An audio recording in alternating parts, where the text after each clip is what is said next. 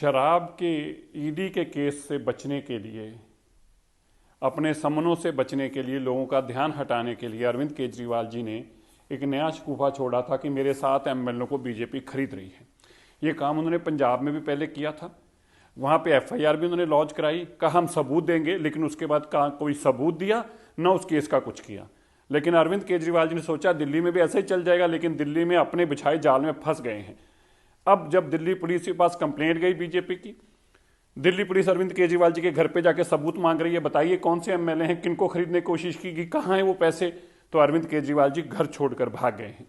अरविंद केजरीवाल जी, ये हमेशा ऐसा काम नहीं चलता। ये जो आपने फ्रॉड किया था, ये जो आपने जाल बुना था, ये बेईमानी का जंजाल में आप खुद फंस गए हैं।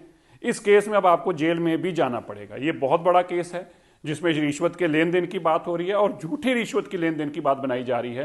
अब ईडी के केस से बचते बचते इस शराब घोटाले से तो आप बच नहीं पाओगे, लेकिन इस केस में भी जेल जाओगे।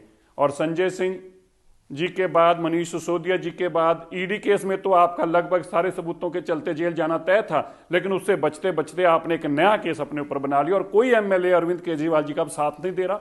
मुझे बताया गया कि उन्होंने कोशिश की एमएलए को कि तुम कह दो कि हमें फोन आया था, सभी एमएलए ने इनकार कर दिया। वो कहते हम इस जेल चक्कर में, अरविंद जी आपके चक्कर में जेल नहीं जाएंगे, अब अरविंद केजरीवाल जी अकेले फंस गए हैं, तुमने ये जो जाल बुना था इसमें खुद ही फंसते गए।